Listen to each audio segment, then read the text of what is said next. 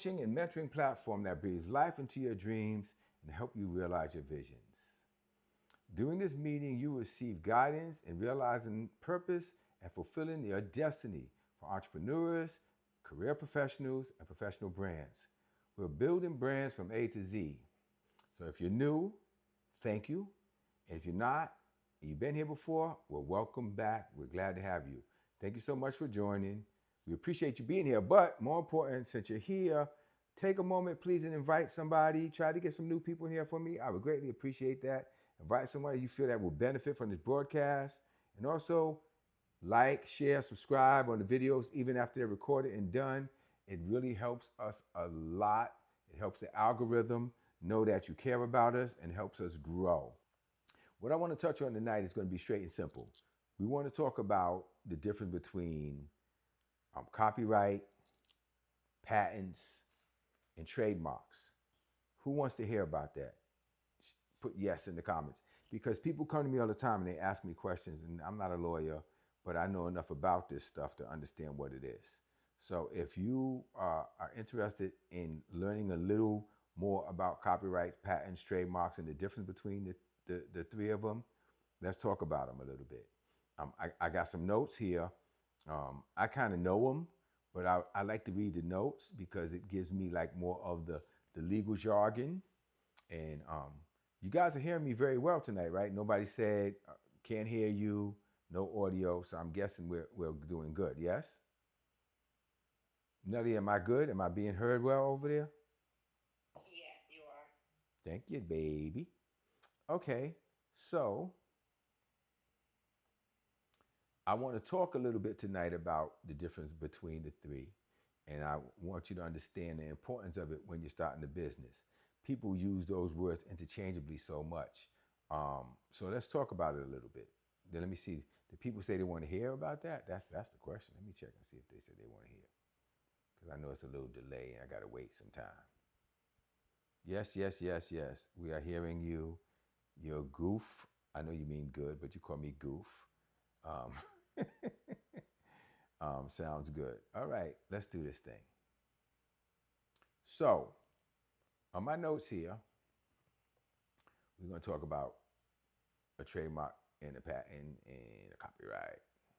Let's do this. Let me move this over here so I can look in your direction while I'm talking. So, a trademark. Well, I'm going to start with a trademark. This starts with a trademark.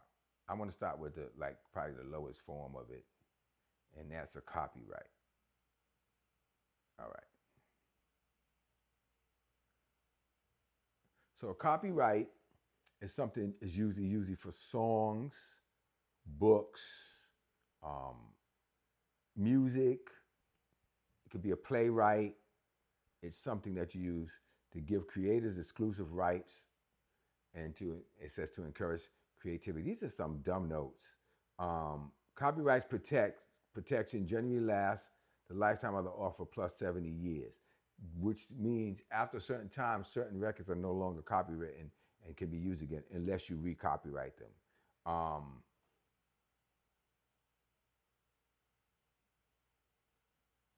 Okay, so here it does have a couple of examples, like Napster when it was out, the music industry was suing people. Vanilla Ice, David Bowie, that Robin Thicke we know about, and Pharrell Williams getting sued by Marvin Gaye's estate for Blurred Lines, which was a copy of "Got to Get It Up." That's their "Got to Give It Up." That's their project and their song, and they copied it or sampled it. And a lot of suits go down in sample law because people feel that it's okay to sample somebody else's record and use it. But they also, in copyright now, and they enforce what they call interpolation, meaning, well, I didn't sample your record, but I played it over, close enough to the original that they can come after you for that. So that's a copyright. Now, just understand that copyright is really for creative works. The notes don't say this, but I'm telling you it's for creative works. It's for people that write and create music, books, plays, something that you wrote out.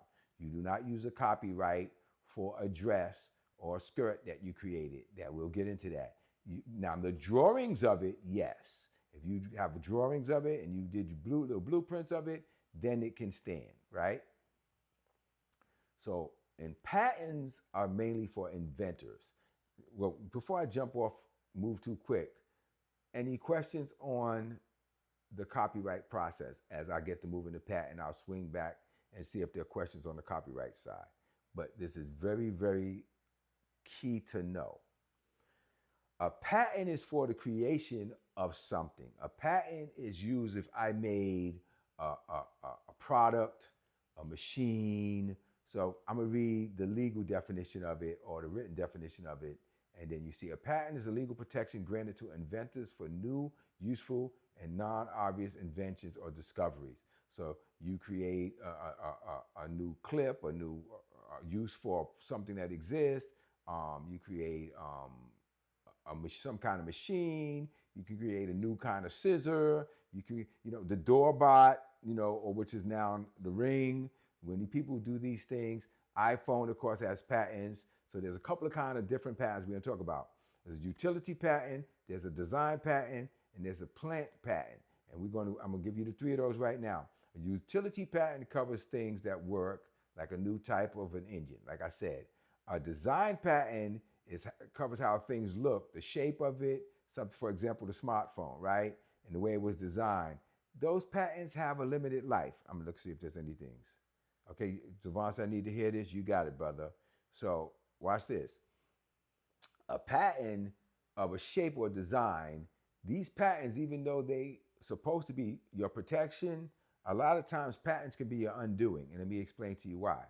A patent is usually made, like if you're creating, like when I was doing the security software and I was trying to get a patent on it for secure technology.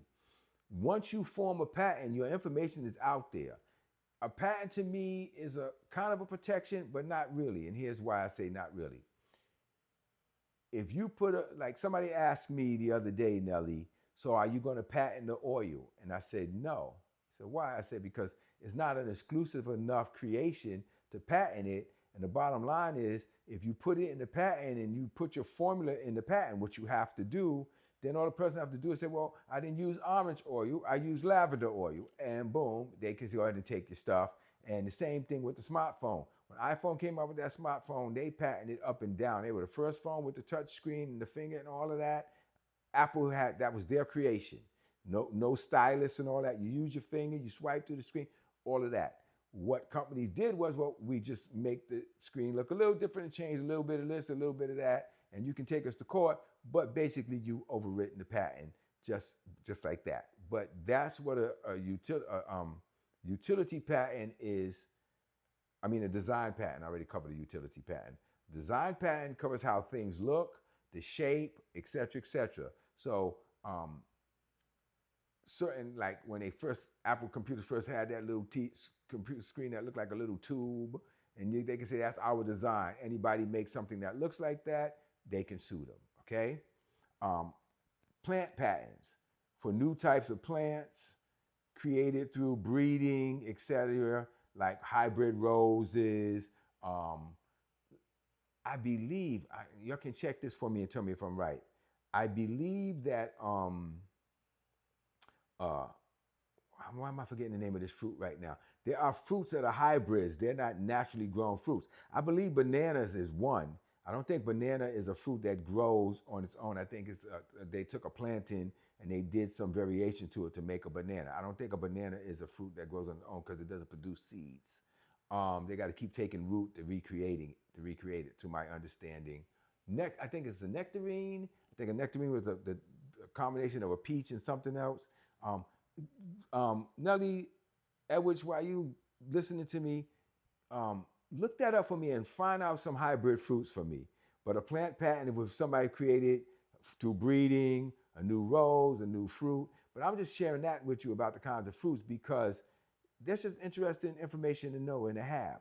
That there are fruits and vegetables that we eat that I think even they said broccoli is not an original plant, but a hybrid of something. I'm not sure. I'm not a genius on that stuff. But let's walk through it again. Utility patents cover things and how they work, like engines, et cetera, et cetera. A design patent covers the way things look. You draw out how it looks and all that. And to me, that could be for a dress and clothes and stuff. You drew it out, and this is the way it's designed. Let me see what we have. Oh, okay. I said, wow. Blood lime. Okay. Tell me a little bit more about that, Devon. Yeah. But it's a difference. You're seeing the difference, and some of you did. Some of you honestly did not know there was a difference between these three, and if so, put it in the patent and say thank you or something. Okay. So watch this. Purpose. Patents give inventors the exclusive right to make, use, sell, or license their inventions for a certain period of time, usually 20 years, for utility patents. What does it protect? Machines, processes, meaning how something works. So you make, like, say, like a water filter. You say, well, it's charcoal here, then it has this kind of sand in it, and that's yours. And also very big pharmaceutical drugs. When they make these drugs, they patent that process because they don't want anybody else come out and take their drug. So believe it or not, pharmaceuticals are heavily patented, but people override the patents. What do? They'll go in and they'll change a little bit of it, and then they make the generic brand. So it may have a little less of this and a little more of that. But that's why I said patents, you have to put it out there. But if you do it right, the patent's supposed to give you a head start to get you further ahead of the game before anybody else gets in the game so that your name becomes established. And that's a beautiful thing. So Band-Aids was patented as Band-Aids. Now everybody calls everything a Band-Aid, even though it's not a Band-Aid. It's an adhesive bandage. But the brand now has become synonymous with the name. And you know you did well when everybody now looks at the product and they call the product by your brand. That's a good thing. So there's many others, but Band-Aid is one for sure. Swiffer's another one. Everything's a Swiffer now in that dust. Okay, so this is important stuff. Any questions or comments? So we're going to go now to patents. And patents is a different thing. I mean, trademarks. I'm sorry, we did patents. Trademarks. We're going to go to trademarks. Grapefruit is a hybrid. I didn't know that. Wow. I didn't know that.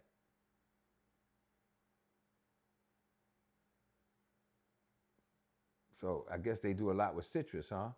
What else we got? What about fruits and vegetables? And you guys can just unmute because you guys are on Zoom with me and just talk if you want to, because you're hearing me before anybody else. So jump in and let it happen. So now we're going to go to trademark. And this is something I'm doing right now with Vision Builders. And this for me is very important. So I want you to pay attention to this. Let me see what we got here. Grapes? No. Grapes is a hybrid? Yeah, banana is, yes. Okay, I knew banana was. Grapes are a hybrid? What are grapes a hybrid of? I would like to know that. And you guys look them up yourself. Yeah, look up and see what hybrid fruits exist, even though that's not about what we're doing, but it's good information. It's a good conversation to have. So, Mr. Brown? Yes, Miss Michelle. Plums? Mandarin oranges. Mandarin oranges. I knew that. What are they a hybrid of? Let's see. Let's see if it'll tell me what it is. Pineapple is a hybrid? Nah, strawberry too? So are we eating anything that's natural? Let me see. What is it? What is it made of? Wow. Yes. This is big. Go ahead. They are commercially grown pineapples are hybrids, bred to be seedless. And seedless watermelon is also a hybrid. That's it. Correct. Right. Okay, so that's considered hybrid. Strawberry and apple, which no. Yes, and strawberries is a breed between. It says a cultivated strawberry is the Fragaria, and a Anessa is a hybrid fruit, a cross between two wild strawberries. Oh, so it's a different kind of strawberry, not all strawberries. And apples are not hybrids because they grow on trees. So if it grows on the tree like that, so unless they mixed them and made them in it, but apples are original. Remember, they're in the Bible. Unless it's a different kind of apple, right? they make, because like something, banana is a straight hybrid. But some of them are mixtures of things to make it. Like you talk about a cotton candy grape. Like what did you do to give it that sweetness and flavor? I know a nectarine definitely was a peach and something else mixed together. But anyway, let's go to trademarks. And I'm glad you guys were encouraged and like this information. A trademark is for a word, a phrase, a symbol, a design, or a combination that identifies, right, and distinguishes your product or service. Now, a trademark is your logo. A trademark is your saying. I wonder how many trademarks McDonald's have, but the logo for sure is theirs. Sometimes the color scheme, if you do a restaurant and you make the colors similar enough, remember, I don't know if you've seen it Coming to America, and he had McDowell's and he had the similar colors and the people kept coming around trying to take pictures and stuff. You know, there's things like that that they could shut you down for. So let me give you an example, you know, a trademark, not a patent. Prince, the musician. And then he had Prince Spaghetti and Prince Spaghetti sauce, right? And the sauce, they were doing a commercial one time and they had, you know, a stage and the crowd screaming and they said, ladies and gentlemen, Prince. And then it turns and it's the spaghetti sauce and they go, oh, that Prince. Prince was able to sue them and he had one put on a commercial and two, they had to pay him. Why? Because they crossed over to his world now, trademark wise. In music, he's Prince. You show the stage, you show screaming people in the crowd, and so you now cross. So that means more than one person can have a name, but when you trademark in different categories. You trademark, I'm trying to remember what they call the different classes.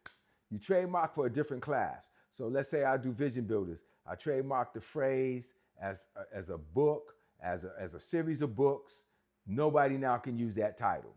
That's a series of books. You can't go say, I want to make a book called Harry Potter because it's a different book. No, that's owned. That's trademark. The logo, the look, the Vision Builders logo, slogans, for example, brand name slogans and other distinctive things. So like I'm trademarking, you ready, let's grow. That's a trademark. Once that's done, anybody uses that, I come and get them. But I have to cover what areas and what series of business that I'm in with that. And of course, I'm gonna try to cover that in every territory anywhere. I don't want anybody saying that on anything, right? Because it's available. Now, these are the things, and we're in the process of that right now. So these are the things that you do, either way though, in a trademark or a phrase or a symbol. People say, well, until you trademark it, can somebody use it? Well, they can, but you can still sue them. I'll give you an example. I was talking to Elwich about this today. Lizzo got sued and had to pay because she took a line, which wasn't trademarked, off of somebody's Instagram quote. And she wrote in her Instagram quote, or in her Instagram post, she wrote, I just took a DNA test. Turns out I'm 100% that B. And Lizzo took that line and put it in a record. And she couldn't deny she took the girl's line because she had liked the post and was comment or either commented on the page or whatever. But she saw the post and she liked it. She put a heart on it, whatever she did. And so when they came after her to sue her for copyright, she had to pay. Why? Because look, I got my wire all sticking out. I'm sorry. There you go. Because she clearly took her post and you couldn't deny it. And she liked it, so she couldn't say, well, I never saw it before. So on copyrights, you can get away with certain copyrights because you can kind of argue that you didn't know, you just happen to have the same idea, you didn't know that thing already existed. So I'm gonna give you something else to laugh at and think about. So on the copyright, when I heard Bob Marley's Buffalo Soldier, and it did the yo, yo, yo, yo, yo, yo, yo. I was like, wait a minute. You're going to look this up.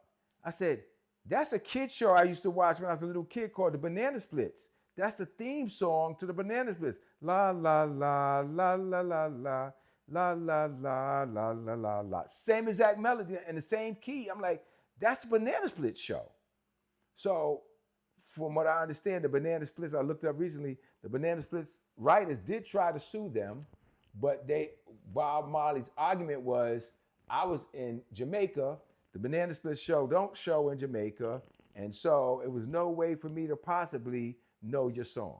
Well, he won the case, but the bottom line is it turned out later, Bob Marley, there was another Jamaican artist who was in America who had done that melody already. So, let me fix this. It's just bugging the crap out of me. There you go. Perfect. Okay, so they're saying Bob Marley heard his song and then did it. Either way, he won the case because he was able to say and prove in court. And one of the things about infringements and things like that is this. You got to realistically prove to the jury that your claim is valid. It's not about if it's necessarily you feel is right or don't feel is right, or you feel is fair, you don't feel is fair. The law don't work by what you feel is fair and right. And the person who is correct doesn't always win. Is the person who has the better case that wins. So let's keep that in mind when you talk about these kind of cases. People don't know that there are things that you can sue for, and you can almost sue for anything. Don't mean you win. I'm dealing with that in court right now. You can sue for anything. You can say, I don't like the way you looked at me, and sue. That don't mean you're going to win, and it might be around being a frivolous case to get thrown out. But my point is, that's why a lot of people try to sue celebrities for every little stupid thing, and a lot of times they just sue for a low enough amount that they know that the celebrity would rather just give them the money to make them go away. So I'll give you, $20,000 just to get you out of my hair when you got enough money. But what happened in the case with Jay-Z not too long ago, and he said, I'm not giving you guys one red cent. Matter of fact, I'm going to sue you back for defamation of character. And the people say, okay, never mind. It never happened. It wasn't you. I'm sorry. My bad. So it's a lot to learn about these things. So let me go to my conclusion page. Yeah, Jay-Z stood his ground for real. He did not take no mess with that. Okay, so here we go. So now we understand copyrights for written creative works. Patents are for machinery or utility, and I broke those down. Trademarks, literally for brands, symbols, logos, catchphrases, all of these things you can protect under trademark. So the Apple logo is a trademark, the golden arch is a trademark, the word Google and its colors is a trademark. Netflix, even though the logo of Netflix in the end is there, but that sound, ta-dum, that's their sound. They own that. You can't use that. So like the You Ready, Let's Go, thong, that's not mine. We put that off a line. But I will create one of my own. And all I got to do is put a bell or a chime or a ding in that boom, and now that becomes something that's unique to Vision Builders. These are things you can do. You can take something that exists and tweak it where it's yours originally, and it doesn't infringe or look enough alike or sound enough alike, it becomes yours. Okay? So trademarks are very important right now for a lot of you who want to start businesses. And so that's why I want to say copyright is not for you to start a business. Trademarks help consumers know your product, to recognize your stuff when they see it from anybody else. You see that red can with that word Coke, the way it's written, that's your brand. I remember somebody tried to fuss with Nelly because she had the salon in the Bronx the same color as the salon in Brooklyn. And why you change the same colors? And I'm like, so do you go to Coca-Cola and say, stop using the red can? It's ridiculous. That's how people identify you, with your colors. So they protect your business from imitators who try to profit off of you or copy your style and rip you off for their reputation. Just for the example, the Prince spaghetti sauce, using Prince at the concert, because it was when the heat of his career when Purple Rain was out and everything, and he was able to sue them. All right. When you register your trademark, you essentially claim an exclusive right to the use of that mark in connection with your goods and your services. And nobody else is supposed to be able to use that mark to identify their brand. Now, this is funny, and I'm gonna tell you why I say this. I don't know if you've ever been in the store and seen the knockoff cereals, right? Or the discount cereals. The Cocoa Loops instead of Cocoa Puffs, and the brown box looks almost brown, and it may not be a peacock, but a pigeon. You know what I'm saying? There are things people do now that they can get as close as they can get, and maybe at this point, either their patent is passed. I just got a box of Raisin Brands the other day from Aldi's, and I literally thought I was picking up Post Raisin Bran. It was purple. It looked exactly like it. It was not. So, you know, people can get around certain trademarks and certain things as well. That you can find ways, and if you get big enough, though, I think people will come after you. But a lot of times people don't bother you. But it really is to give you a head start in front of everybody else. I know when I look at Apple, what is it? Apple Jerks or whatever. It looks just like Apple Jack's box. So people copy, and a lot of times companies don't want to change their look because that's what people look for when they come to the store, and they're identified by that mark. Let me see what we have here. Loopy Fruits. He says, if I saw a box of Loopy Fruits, supposed to be Fruit Loop. Yeah, all the way up, Aaron said word phrase, symbol, design that distinguish products or service. Yes. Is that a question or a comment? It was a comment. Yes. Devon said, yeah, I remember that commercial. Now, look, my daughter, she said, everything I hear in the Vision Builders theme song is I'm Only Human.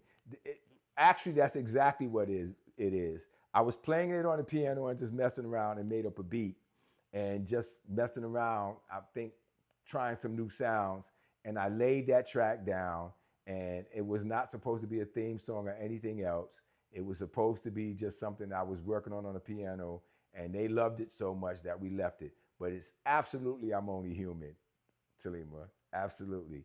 And for those of you who don't know the old I'm Only Human, not the one by the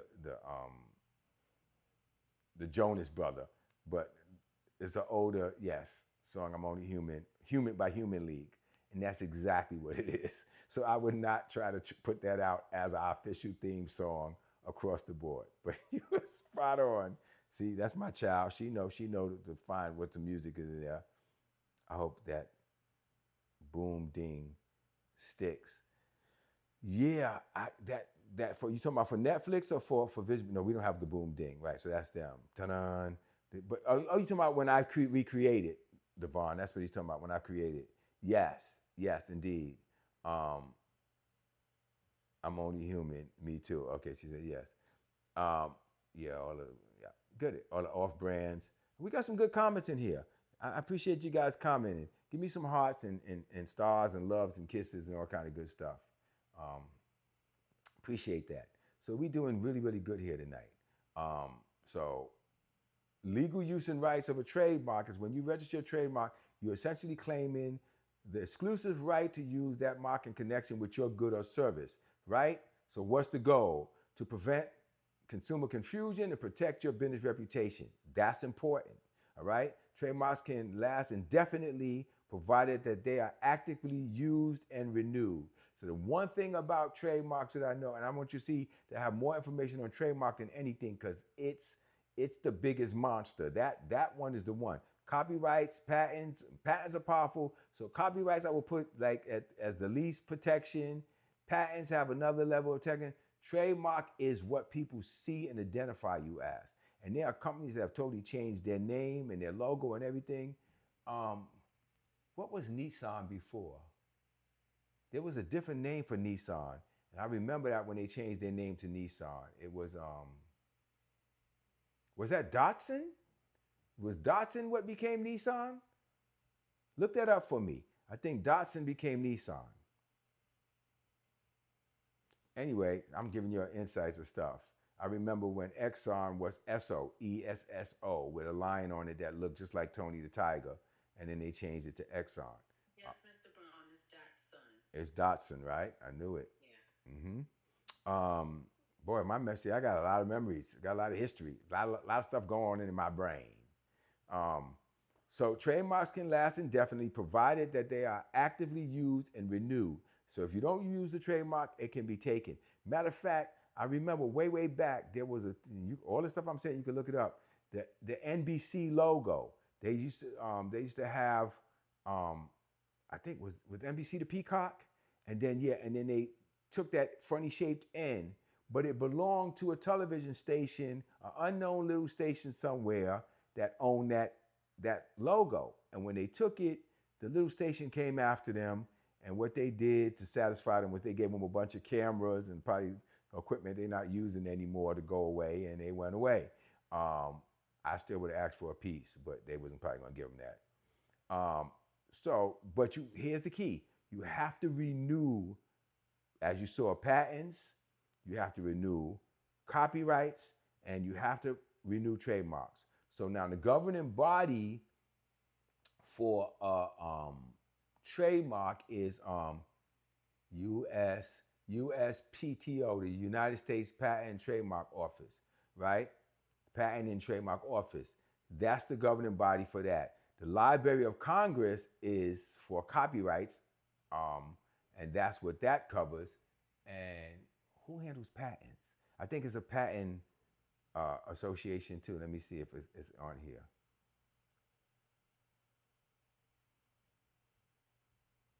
I don't know off the top of my head what the Office for Patents are. I think it may be the United States Patent Office. I think it may be that. Maybe is patents covered under the USP? Let me see. I just read it. I may have just skipped. USPTO. It is under the same thing as patents and trademarks, right? Duh, USPTO. So those two are covered there, and Library of Congress covers copyrights. Thank you, Edward. In conclusion, these three tools help protect a full range of creative and commercial ideas, from innovations itself, patents, to the brands sold under trademark, and to the songs used in the commercial. This is under copyright. So you just saw an example here of how can have three things. If I have a music for Vision Builders, I have a sound, whatever, and I have a trademark, and I have a slogan. I'm now applying all of these things to make that thing a reality. So that was like almost everything in a nutshell for tonight. But I'm not going away. Questions, comments, I'll entertain them. We'll talk about them. Guys, any things that we need to respond to here? Let me turn this light down. Devon has a question. He said, is there a website to find if there is something copywritten? You mean if you want to find out if there's a song that you're using, and if it's or something you're using, you want to find out if it's copywritten or not? I think that's his question. If you look at a song or you look at something that you want to use and you want to see if it's copywritten or not, here's how you know. There should be a little C at the bottom of it. When stuff is copywritten, there's usually a little C on it. And that little C lets you know that it's supposed to let you know that that's copywritten. So the trademark symbol, man, do me a favor, Edward or Nelly. Edward, you're usually good at grabbing this stuff. Send me a symbol of each of those so I can see if I can put it up on the screen. The copyright symbol when something's copywritten, the trademark, and the patent symbol. It just says patent pending, or when it's being done, and then it usually has a patent number when it is done.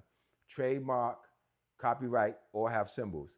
And you guys can look them up. But yeah, there is a way to tell if something is copywritten, and you also can take that and go online and look for it and see if it's a copyright.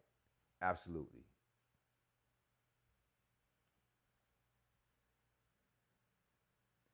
Go ahead. He said like a written project. Yeah, there's a way to search through Library of Congress, and I'm sure there may be other ways now with technology being what it is for you to find out if that thing belongs to somebody. What else we got? You got Esther said, why did Nissan change their name? Why would a company change their name? I'm going to give you some. Why would a company change its name? Why did Nissan change its name to Datsun?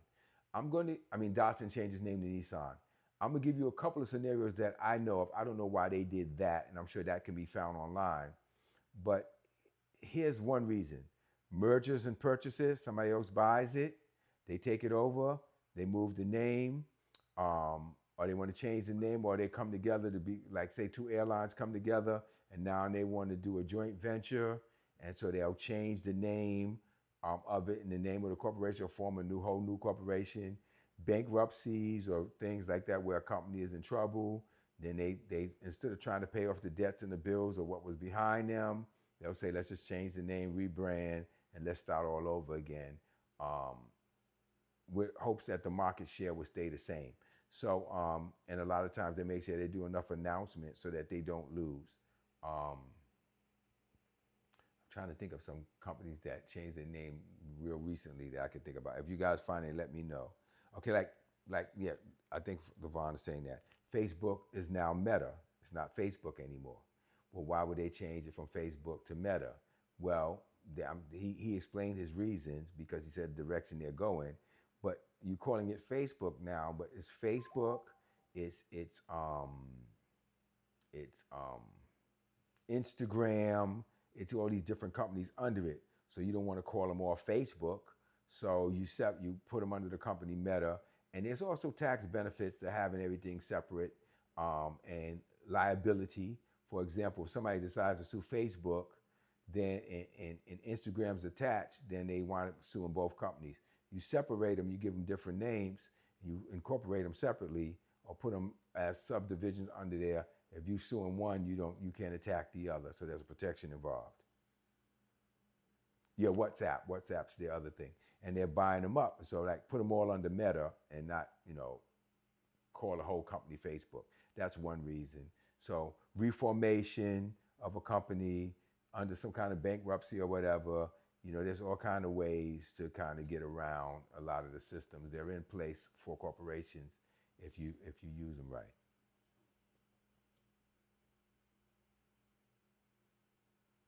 Okay, so what else we have? And I just got a text. Let me see what that text is and what you guys are saying. Yeah, well, we sent you some symbols. Okay. Mark and patent. Okay. I'll see if I can share it.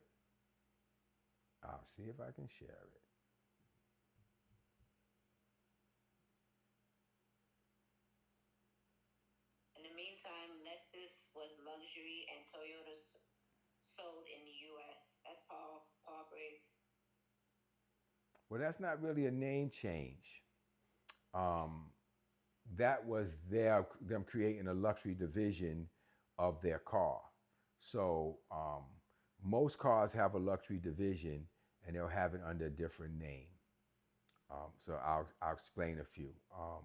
Maybach is a luxury Mercedes, but it's a Mercedes. Um, I didn't know this. I remember one time, a long time ago, I got a Volkswagen. Volkswagen is also Volkswagen is Porsche. Um, Volkswagen makes Porsche. I remember seeing that, going, "Wow, that's crazy." Ford had Lincoln Mercury at the time. Dodge had Chrysler Plymouth. Um, Toyota has is Lexus. I think Toyota is Lexus. I don't think BMW has a different one under it. I think BMW is BMW across the table, but the rest of them have their luxury divisions. Was it Lexus?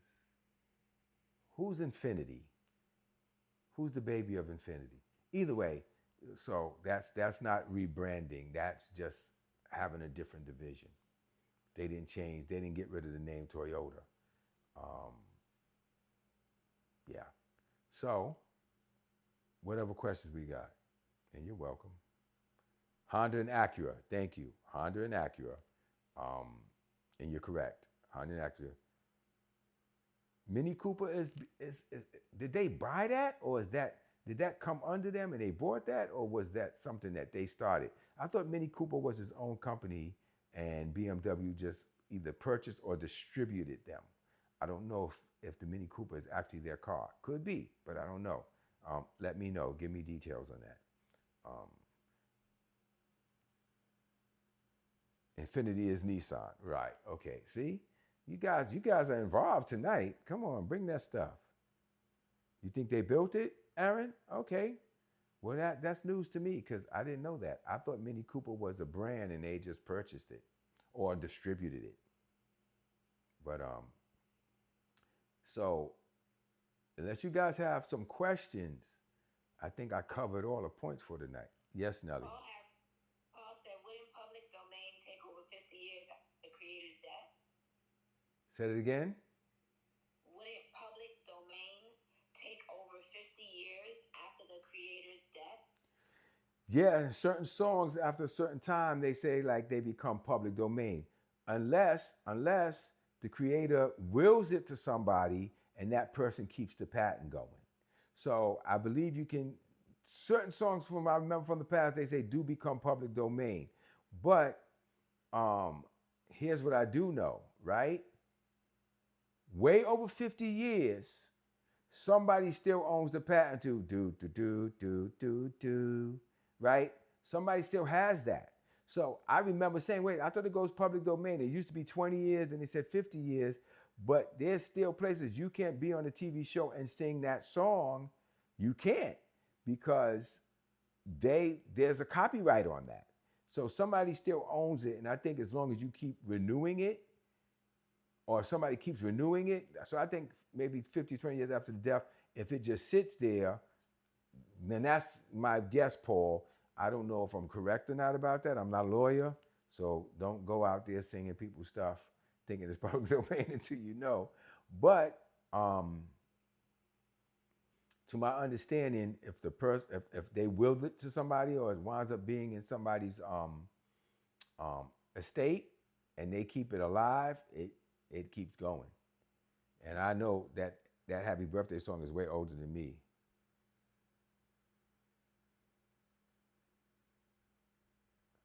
Said this is crazy public domain. Yes, certain songs have become public domain, and you can sing them anytime you want. And that's why I thought that the Happy Birthday song was, but it's not. It's still covered under some kind of copyright, and people still claim rights to it.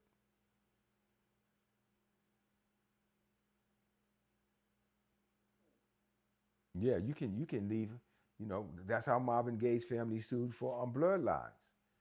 It was, well, you know what? And let me correct that because I said that wrong, and I do not want to put no bad information out there. I want to put out real information. And the truth of the matter is, Marvin Gaye's family did not sue for blurred lines. Pharrell and Robin Thicke sued Marvin Gaye's family. So it was only right that they lost and lost like they did. They were saying that Robin Thicke was stealing Marvin Gaye's flow and his style and not giving him any credit. And it wasn't just for blurred lines. It was, they had, if you listen to that Robin Thicke album, there's a song on there that sounds just like After the Dance by Marvin Gaye. He was really using his privilege, his color privilege, to steal that man's style. And the family just spoke on it, and they decided to sue them, you know, to make them be quiet or say to them that they were defamation of character thing, and they took it to court and lost, which is something that's happening in my life right now and going to wind up costing some people some money who started it. But my point is, they brought the suit against the Marvin Gaye's people, and they wound up winning a ton of money. It was a big amount, and then they kind of came back and did a resettlement. I think they lost 50 million, and then they came back and fought for life, and I think they changed it to something significantly lower. They settled, but they had to pull the record off the shelf and all that kind of stuff. So there you have it. Paul, what is Paul saying? Because it's hard for me to read when there's a lot.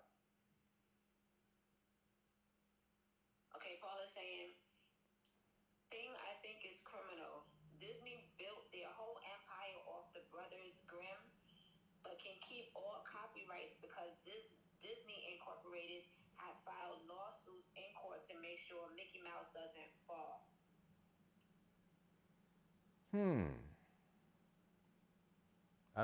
I hear what you're saying. Um, if the Brothers Grimm copyrighted, and here's something that I've seen, especially when it comes to music.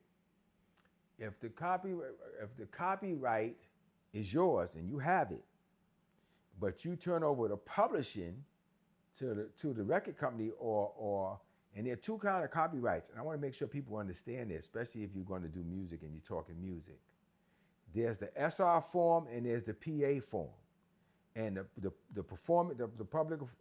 PA form covers the actual written product.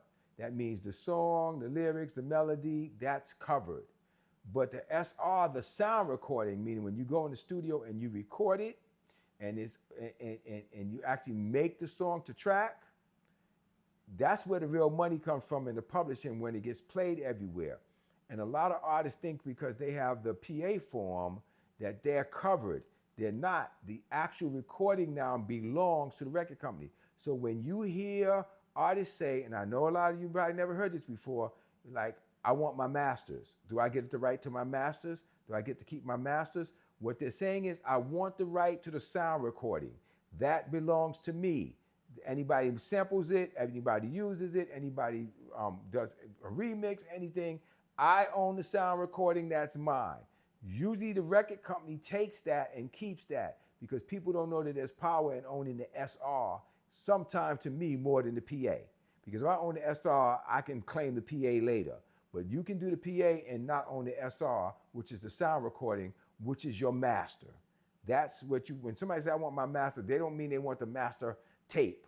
They mean they want to own the right to the master recording, which is in the SR form. And that's powerful to know that. And if you're writing songs or doing anything musically or creating anything like that, the SR is your protection of protections. That's where your publishing comes from. And that's where the real money comes in. And for a long period of time, that's how people stay alive. And that's why a lot of old artists are poor and broke and running around with nothing, because they didn't protect their sound. They only protected the written and lyric and musical composition, but did not protect the recording itself. And I hope that helps somebody, because that's very powerful news and very, very necessary to know. Go ahead, Nelly. Okay. So Devon said, give points of the album. There's money in that. Say it again. Give points of the album. Yeah, I'm not sure. You got to be more specific, Devon. I know what points are, but are you asking me to explain it? What's Paul saying? Paul said, into public domain in 2028. Basically, Disney doesn't want anyone to do to them what they did to descendants of the Brothers Grimm. Brothers Grimm been dead since 1863. No forms back then. You know what's crazy? Elvis's manager did that to him. He owned everything. And of course, Elvis and them was stealing music from black artists. And so yeah, he owned Elvis almost down to his name and had all the rights. And it took a long time after his death for the family to fight to get back the rights from him. So now Devon said, yeah, if I were Marvin Gaye's family, okay. Yeah, I want to know the points. I would sue for the points of the album as well.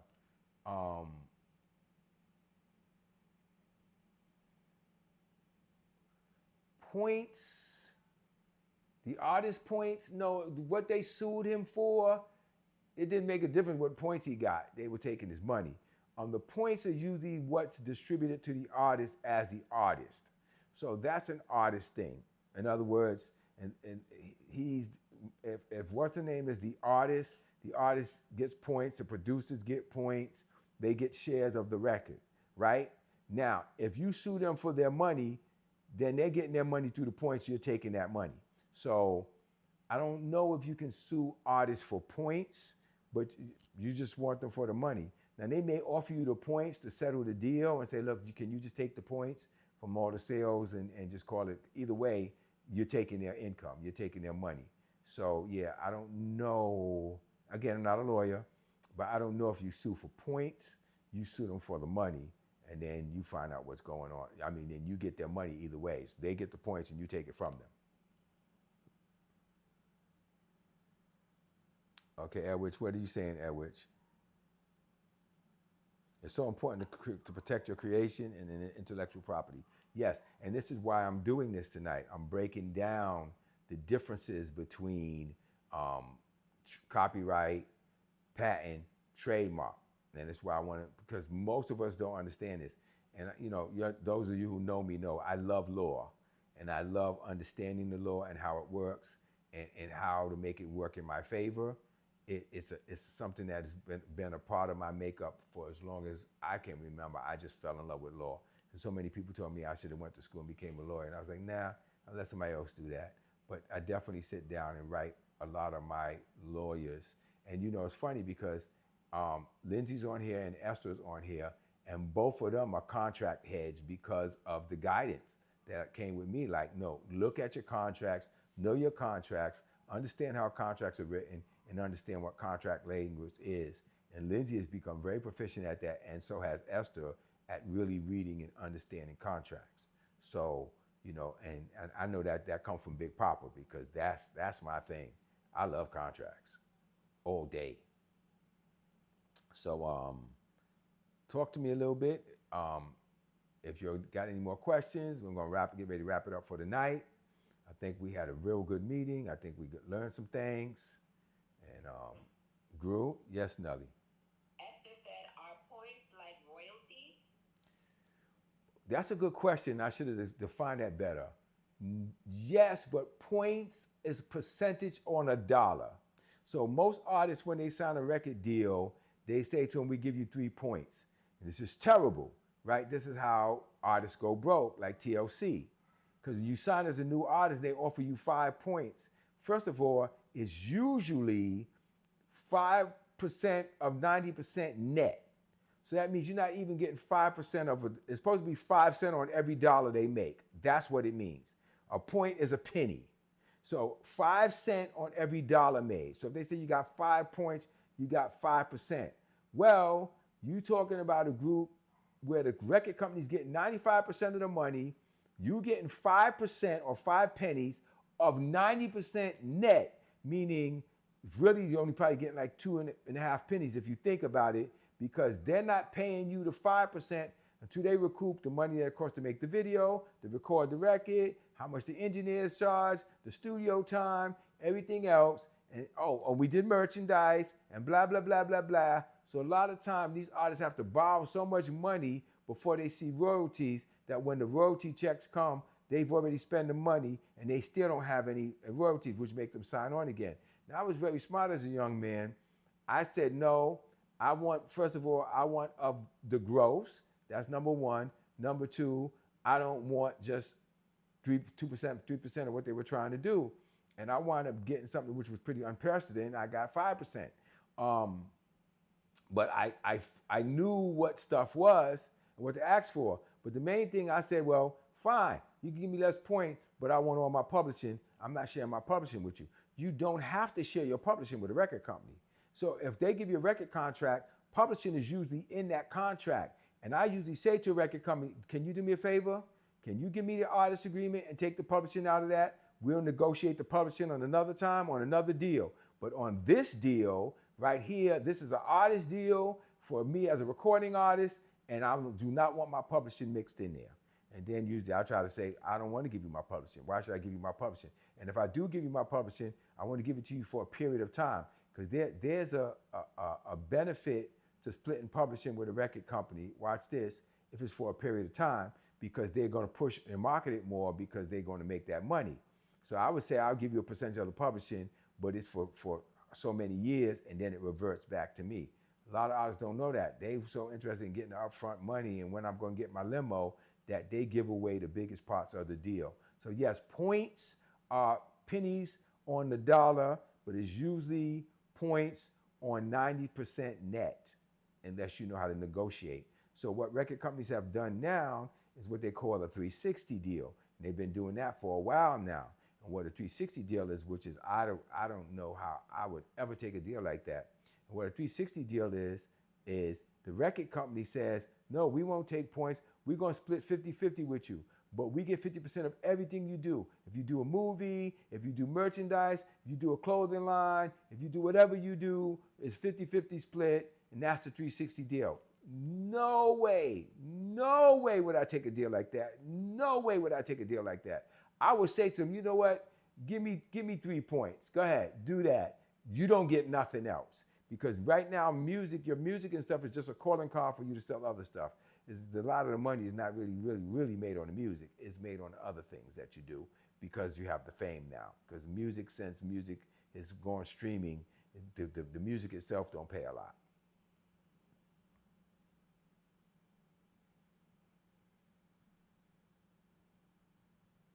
Okay. Savant said, but I believe that Katy Perry verdict was overturned. What are we talking about right now? You talking about on the Dark Horse thing? They overturned that? Joyful Noise, they did? Paul said Christian rapper Flame won his lawsuit against Katy Perry for stealing elements of Joyful Noise in her song Dark Horse. I remember that. So, Vaughn, you saying look that up and see if that's true, if they overturned it. And if they did, they should have, because being a musician, the chords were not the same. They were not right musically. Hopefully they got a settlement and they walked away with something, but it definitely wasn't. I played both of them on the piano. I'm like, yeah, this is not the same thing. This is not the same key. Truthfully speaking, he said, yeah, the third appeal, okay. So let me ask you, if they turned it over on appeal, this is interesting, and you said the third appeal, did Joyful Noise get anything? Because this is crazy, because they could have just made a settlement and walked away and taken the money and probably got away with something. I'm gonna tell you why. Blurred Lines lost by $50 million. And I think at the end, the gay estate just took $5 million or something small like that. And because if you kept fighting it, they could have got it overturned. And here's why. You put your music in front of a jury you're fighting, they're not musicians. They're just regular people. They listen to it and say, it sounds like it to me. But if you have like somebody who on the jury, or you have somebody coming who's a music expert who can say, Blurred Lines was a beat.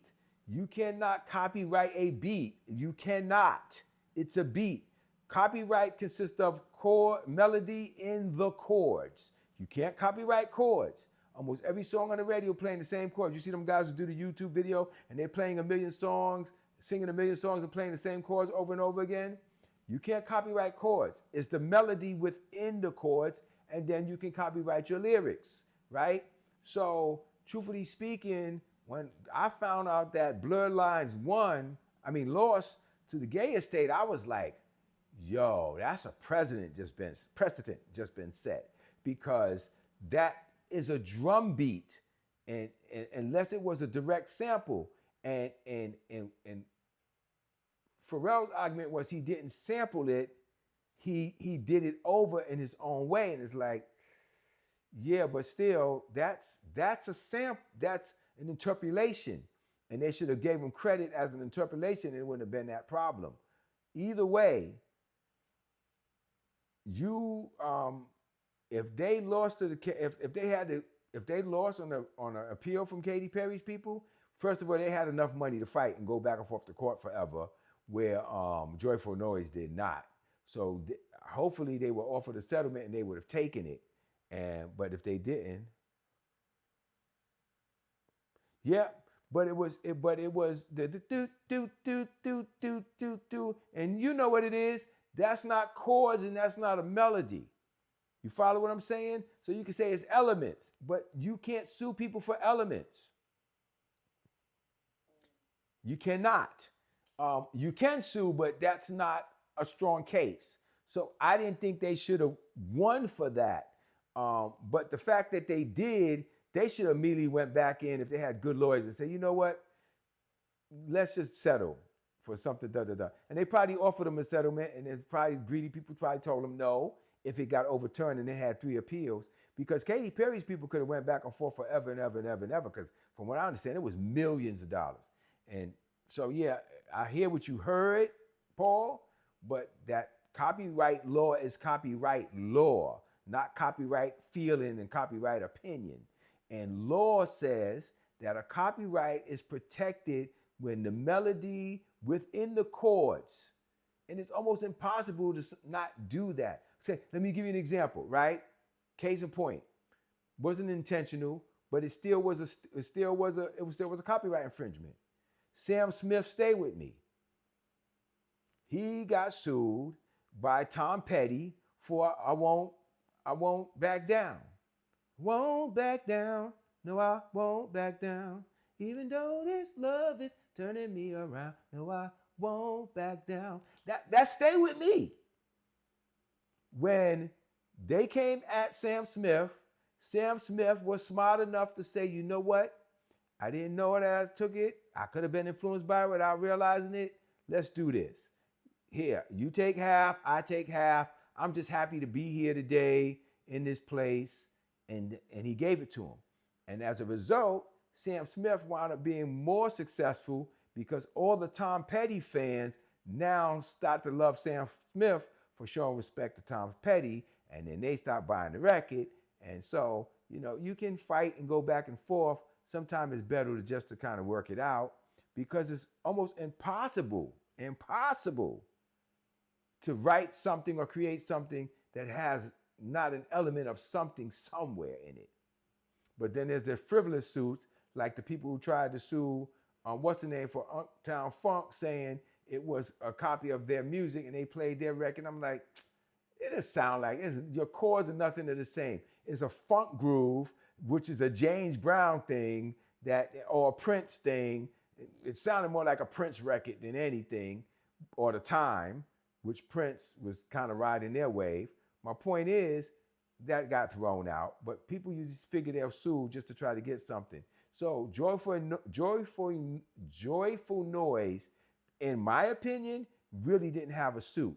But you can sue, and they did win. They should have taken their chunk of change and got out of Dodge. They should have took their chips and got out the casino.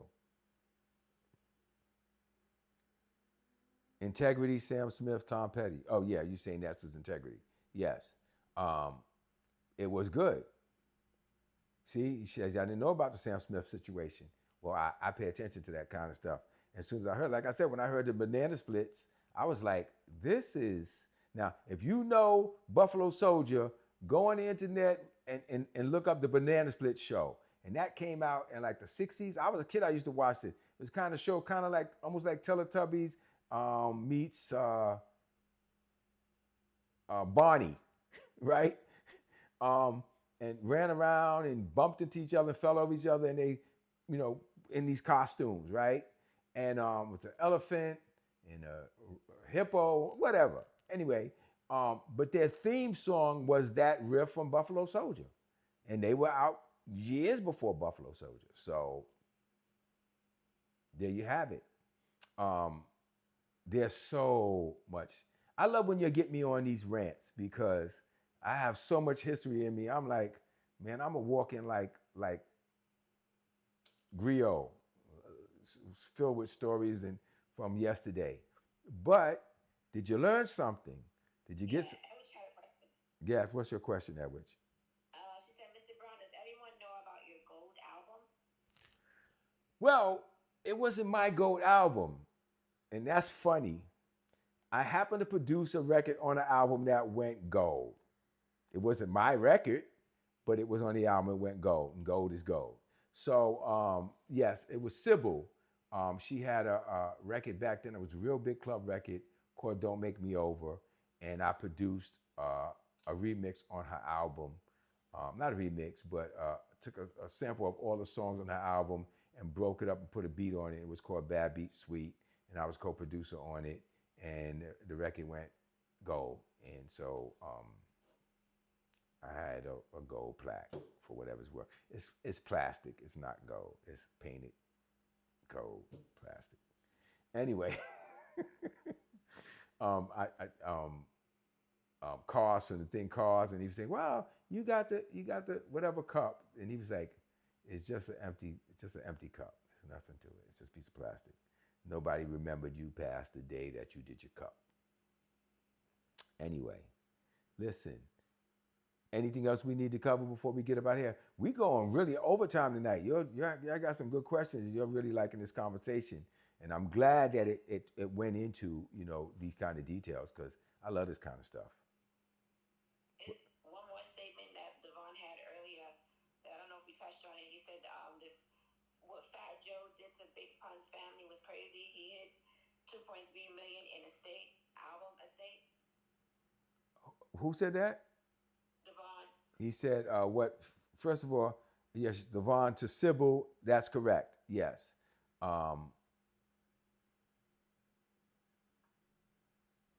He said that's Doc Ages. Congrats. Yo, dude, you know how old I am. I'm in my 60s, like upper mid 60s. So of course, I've been around a long time, bro. You can look up a few. If you type my name in and do some researches, you see a lot of stuff that I've been a part of. It was one record I did, wound up in one of these breakdance movies. A group I did called Gifted 4. There was a record called Temper, and I produced that record and co-wrote it. And it wound up in this breakdance movie out there in London. And I was sitting home one day and went to the mailbox and a $5,000 check fell out. I was like, oh! Back then, that's a lot of money. But I didn't know that it was in the movie. They didn't tell me. They just put the movie out, and there you go. I would like to live that. I like to live those kind of days one more time. So now on the Big Pun thing, the Matrix and the Terminator thing, that turned out to be junk, I think. I don't think nothing came of that, the Matrix thing. Paul bringing up all kind of stuff. I don't think anything came out of the Sophie Stewart thing. I think that they said it wound up being some kind of hoax or whatever, but I don't know. I don't know the truth of that, but I never heard any ruling or final. I don't even know if that even went to court, Paul, the Sophie Stewart thing. I think you're going down a rabbit hole now to conspiracies and things like that. The Big Pun thing, I don't see that. What are you talking about, Big Pun? I don't know. I've heard stories again about the Fat Joe thing. I try not to talk about things I don't know about. And if you notice, I'll say, like, I ain't heard nothing about that. I don't know nothing about that. I'll try to be very careful on this channel to not talk about stuff that I don't know and not, conjecture. I will not get into no Illuminati conversations and none of that bull crap because I don't know nothing about that mess and I don't have nothing to do with it. But I'll talk about what I know and that's it. But guys, you guys are really rocking and hanging in here. I guess you're really liking this conversation because it's like an hour, almost an hour and a half and we still going. What else you want to know? What else you need me to talk about before I wrap up for the night? Because I'm here for you. I don't know about the Fat Joe Big Pun thing. I don't know about that. To my understanding, he really tried to take care of the family and, being in the music industry, I'll tell you this. Not everything the family say and people say is true. Now, I can't speak for this family because I don't know. But here's what I do know. People really believe they're entitled to something. Like I worked with a group, and when I started working with them, I went and started doing something else, and I did good. And they immediately try to contribute my success to, he stole from us. And they went on the internet and said that. He stole our music, and he put it out, and da-da-da-da-da. And I literally got on the thing and said, wait a minute. You niggas made money? First, lead me to it, because there's no proof anywhere, no receipts, and no nothing that you guys made anything. So I don't know what happened with that family and with the money. I know, you know, some most of the time, just like what I'm going through with my brother, people believe they're entitled to whatever you have because just because, and that's it. And so, people sue you for stuff that they don't have any right to, but they think they do just because proximity. And I don't know if he ever paid them what they would do or not do. I don't know how much money was spent, was not spent. I didn't see his deal. And I don't care if he went triple platinum or what he went. If the deal was for a certain percentage through the label and the label paid him that percentage, and there's times the labels don't, they screw you over. But if they did, then maybe you're not entitled to what you think you were entitled to. And if you are, then it behooves you to go after that and make sure you get your money. Simply put.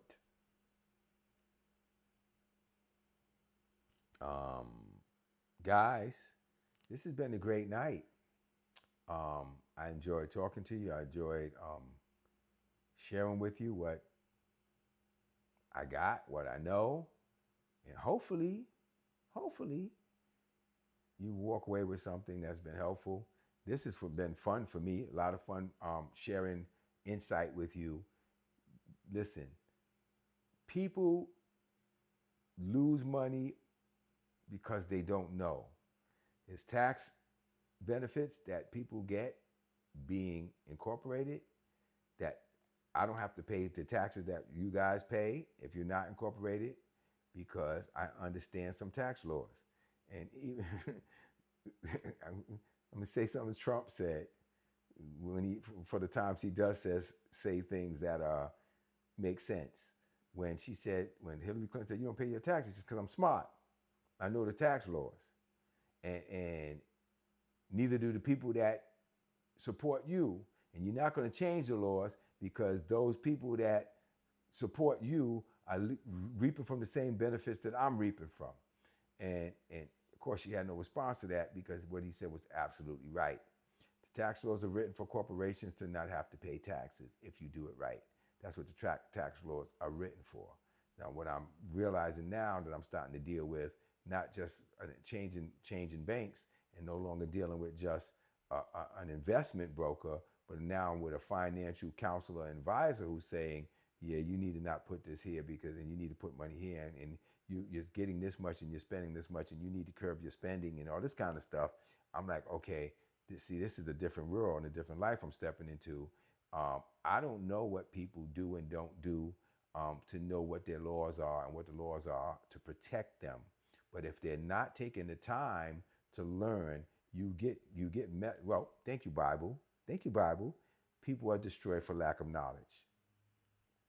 You don't know, you don't want to know, you don't want to take the time to know, then you are subject to those who do know. And I'm just the kind of person that I don't ever want to be in a situation where I'm depending on somebody else to tell me what I'm worth and what I should receive. And that's why I've never been a 9-to-5 type of guy. It was like, it just didn't work for me. You tell me when I come in, you tell me when I go home, you tell me how much I can make, and you tell me how many hours I got to work. That doesn't work for me. It never did. From a young man, I was told I was lazy, and I was like, okay, well, look, who lazy now? So my point is, the more you know, the more you earn. The more you know, the more you earn. The more you know, the more you earn. You ready? Let's grow.